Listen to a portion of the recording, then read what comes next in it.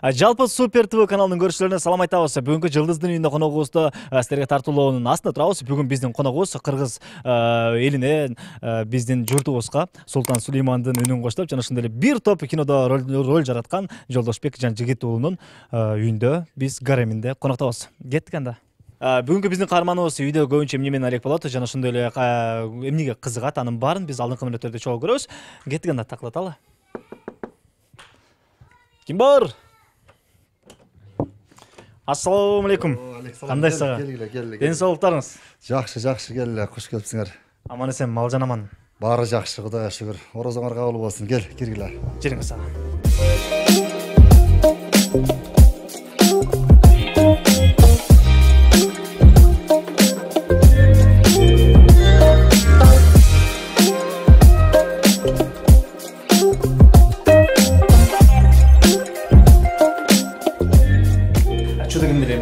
Жалпы көрүүчүлөргө ошондой эле бизге дагы үйүңүздү кененирээк тааныштырып берсеңиздер, эмнеден баштайлы?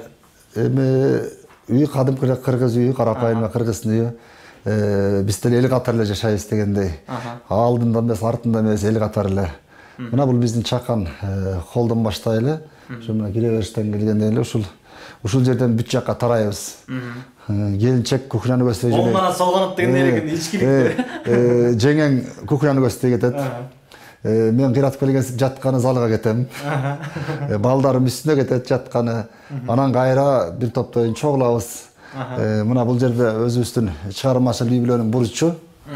Ушул жерде театрдагы жетишкендиктер, мамлекет тарабынан ошо Маданият министрлигинен, ар кайсы министрликтен алган сыйлыктар, медалдар дегендей. Токтолуп кетсек, бул жактагы бүт эле ошо театрдан алган эмелер, мен Айтматовдун клубунун мүчөсү болгом. Ошол эле маалда элдер Айтматов сыйлыгын да алгам. Кайсы медаль экен ошо? Алгачкы төшпөлүңүздөн баштасаңыз, эмне болду эле? Эң алгачкы алганым деле онтуп кайсын салдым эле эң башында. Иши кылып бул жерде келинчем адак актриса да, ошо экөөбүздүкү.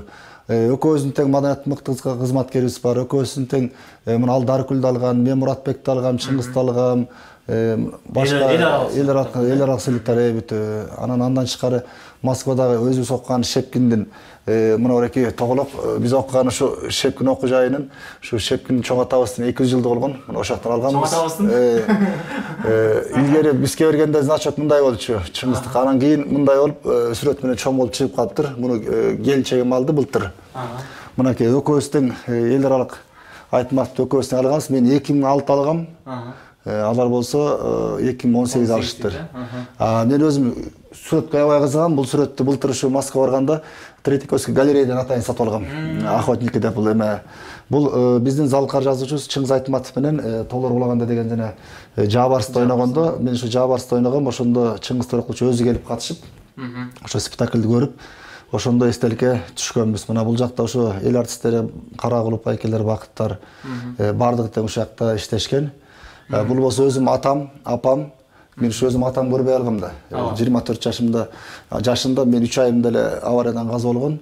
Мен атам менен түшкөн ушул эле сүрөтүм бар. Анткени апам айтышы боюнча мен ушул жерде 6 айлык боюнда экенмин.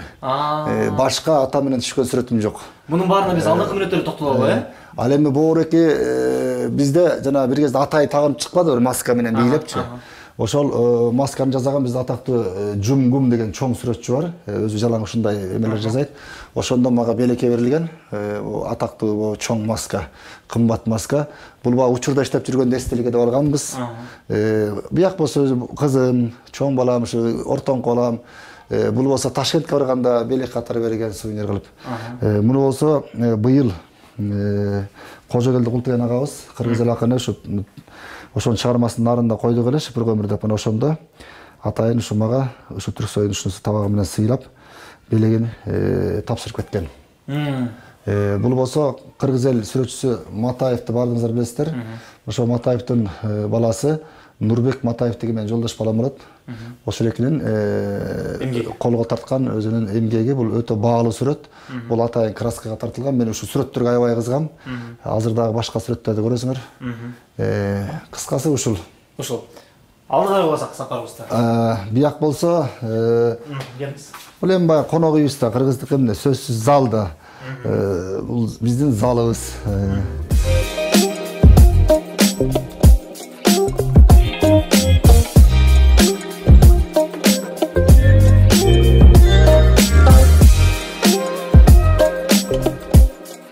Мына залда дагы сүрөттөр бар. Мына дагы бир чоң сүрөтчүбүз бар.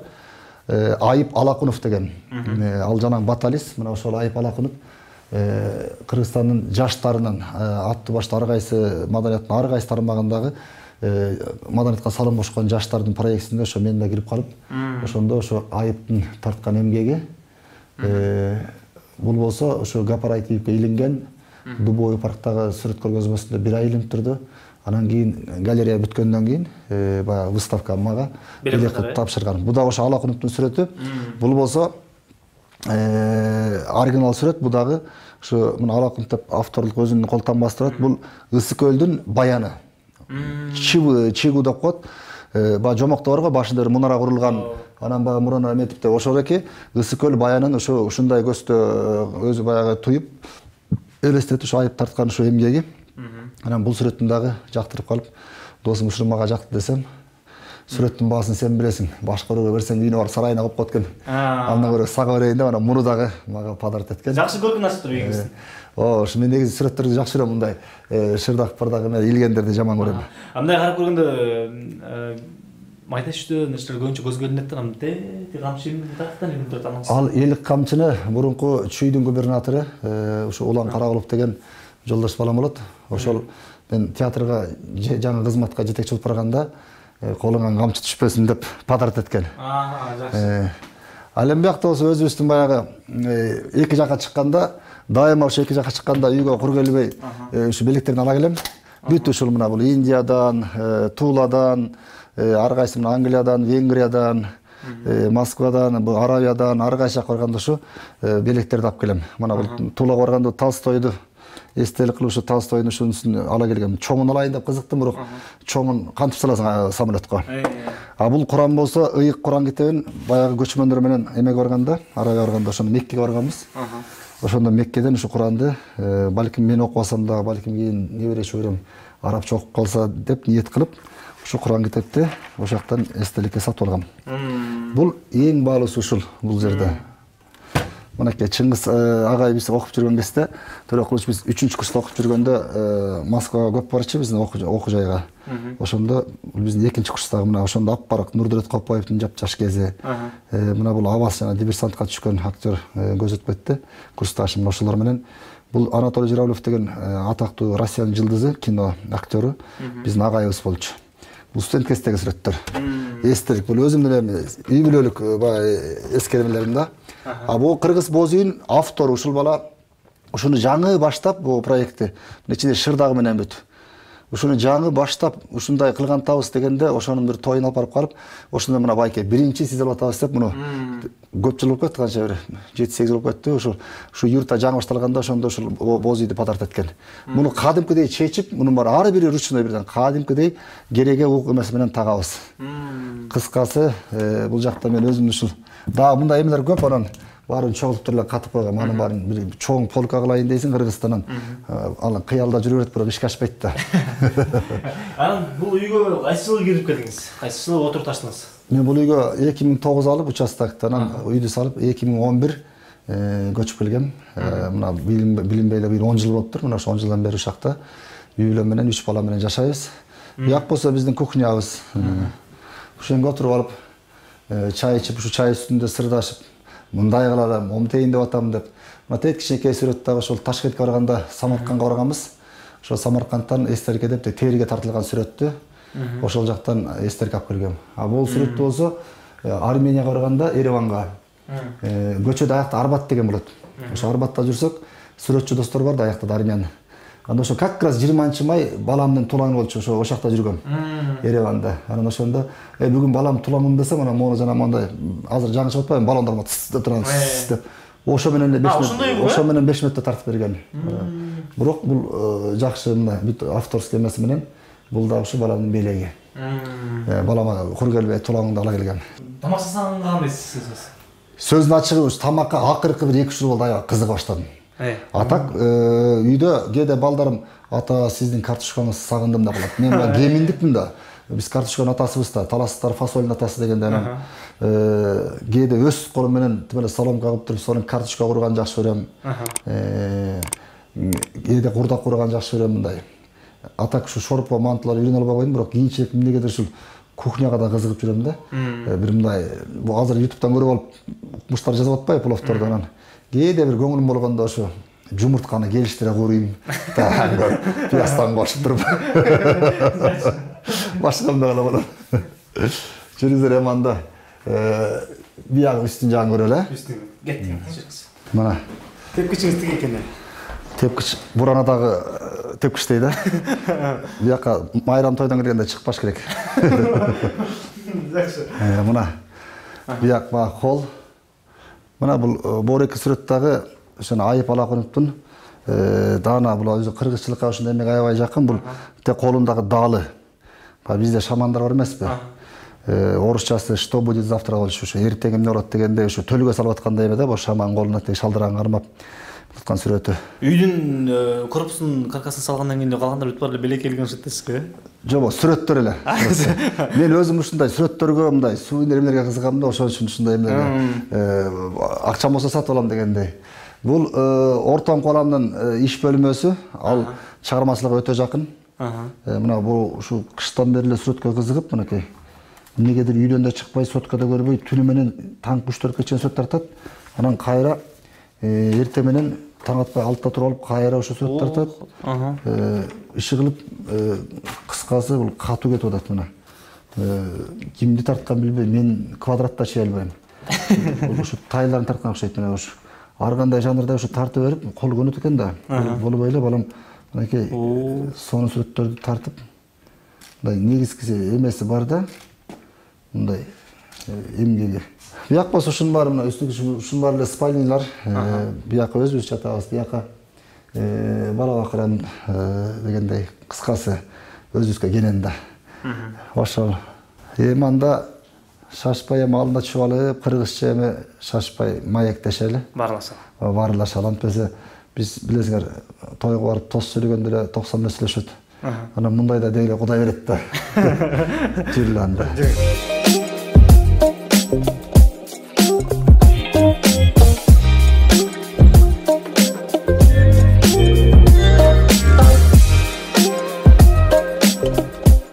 Үйдүн темасынан алыстабай эле сурагым келип турат да, Жокеке. Кандай үй бүлөлүк салттар бар? Өзгөрбөй турган.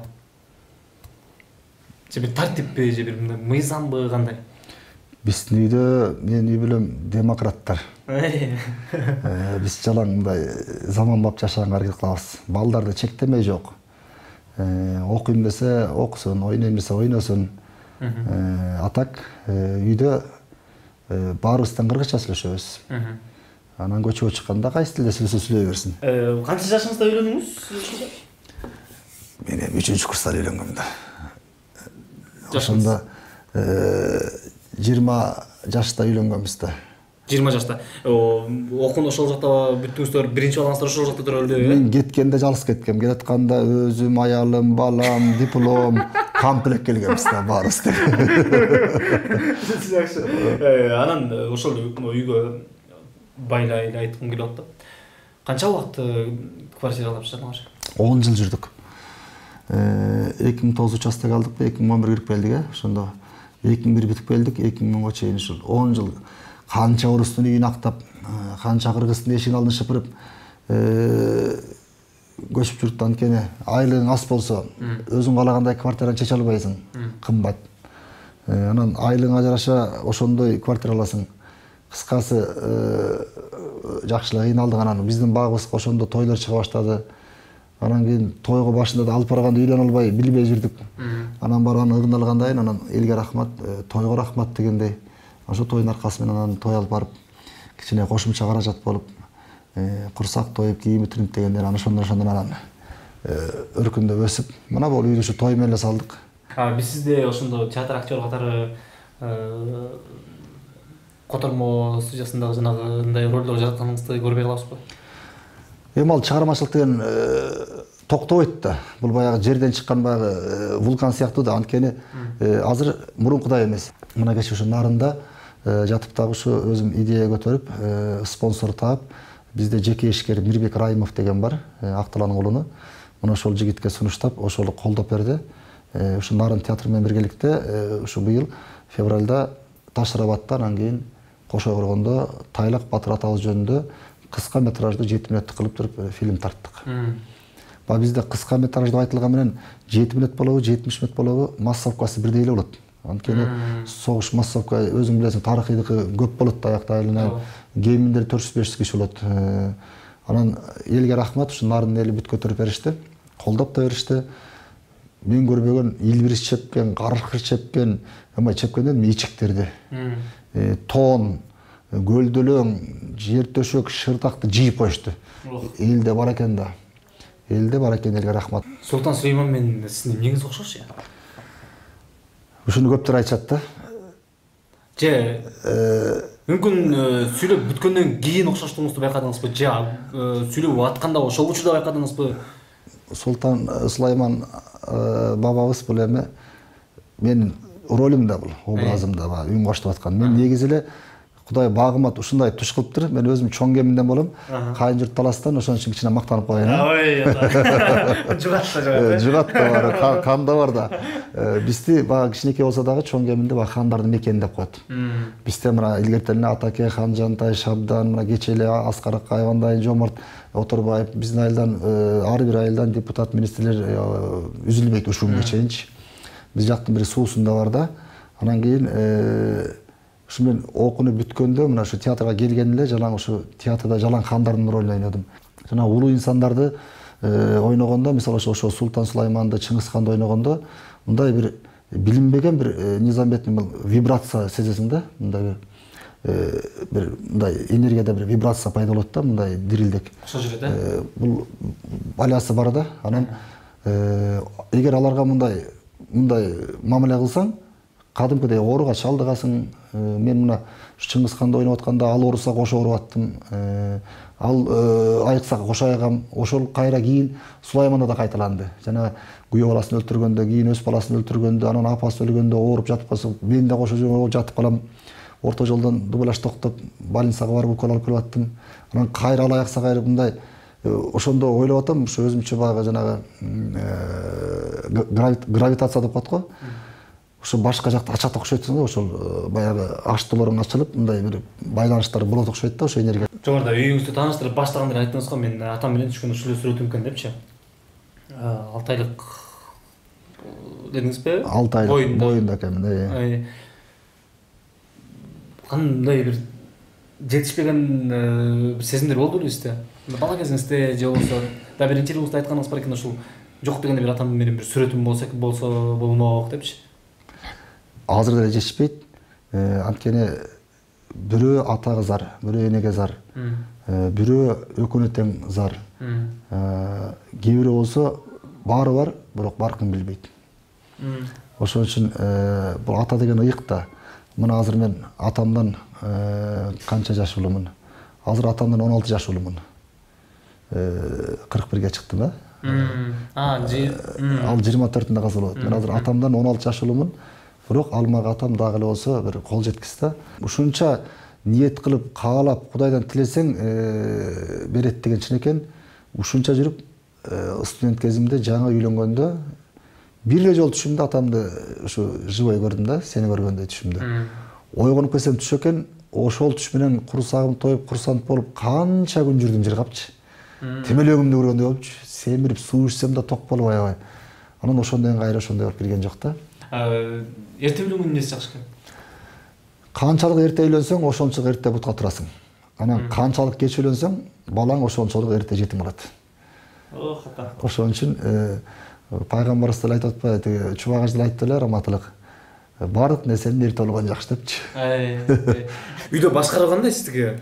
Арсыз болгондон кийин талаа үстү жүрөсүң. Ар кандай темадар жазасың да. Бизде азыр арак жөнүндө сөз кылсаң эле туура эмес ойлоп ачпайбы. Ачык айтыңызчы. Анан бир ушу жазып койгон экенмин, өзүм деле билбейм. Аны кийин бир досторго окуп берсем анан алар айтып атышпайбы мунуң жакшы экен деп. Көп эле улуу ойчул, акылман, данышман философтордун чыгармасын окудум. Бирок ичип келген күнү эртеси эртең менен аялымдан уккан учкул сөздөрдү бир дагы данышман философ чыгармаларынан кездештиргеним жок депчи. Эми бул ушундай болот да. Ичип келген күнү эртеси эртең менен аялымдын оозунан чыккан ар бир сөзү Левитандын «Внимание, внимание! Говорит Москва» дегендей жүрөгүмдүн ишин алат депчи. Ушундайлар болот да эми. Анткени өзүбүз кылабыз да барынтең. Анан өзүбүз кылган кайра өз актанып. Инстаграмга кирип сиздин үйүңүзгө интервью алам деп баратканда, сиздин Инстаграмыңызга кирип карадым да. Неге ар бир сүрөтүңүздө ошол күндүн кайсы күнү, кайсы айы, кайсы жыл экен неге жазылып турат ал? Мен аны ага деле эмес, үйдөгү күндөлүгүмө да жазам. Саат канчада экенин да жазам. Анткени ал биринчиден өзүм үчүн, анан экинчиден эртели кеч биз да бир жашка келебиз. Мунун баары архивде кала берет да. Мисалы мен өзүм үйдө күндөлүгүмдө жана жазган өзүмдүн китептеримде карайм, кээде карасам эски китепти окуган сонунго 1-2 жылда кээде ачып карасам числолор жазылып калат да, саат түнкү 2-де 3-те анан дейм мына ошол кезде менен азыркы бир жылдын ортосунда жазгандарды карап отурсаң кадимкидей билем, ой жүгүтүм 180 өзгөрүлүптүр. Болжанам болсо 360ка кайра айланып келиптир, ошого туруп калыптыр. Болжам мындай экен деп мындай салыштырганда ошол числолор математика так илим да. Ошондо мындай расшифровка сонун келет да. Келиңиз менен баарлашып отуруп биз үчүн кызыктуу болду. Жалпы көрүүчүлөр үчүн дагы толук кызыктуу болду деп ишенебиз. Жалпы Кыргыз Элюбская эфирдин аягында сиздин калоо тилегиңиз болсун. Эфирдин аягында албетте быйылкы жыл бир тарыхта бөтөнчө жыл болду.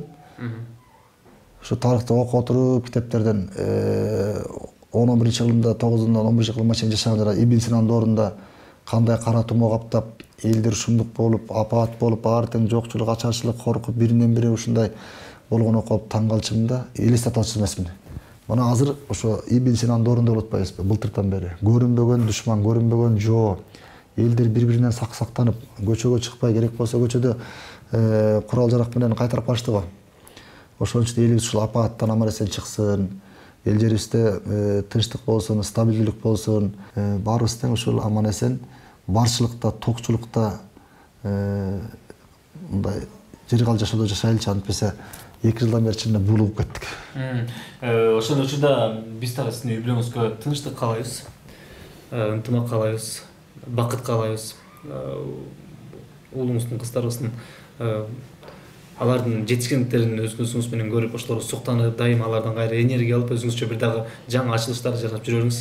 Супер ТВ каналынын көрүүчүлөрү, жалпыңыздарга биз бир аз болсо дагы тарбиялык же болбосо кызыктуу эфир тартуулалык деген толук ишеничибиз бар. Эфирдин башында айткандай, биз Султан Сулейман агабыздын, Жолдошбек Жанжигит агабыздын үйүнө гаремине конокко келгенбиз. Сиздерге маегибиз жакты деген толук ишеничибиз бар. Кийинки эфирден жолугушканча саламат туруңуздар.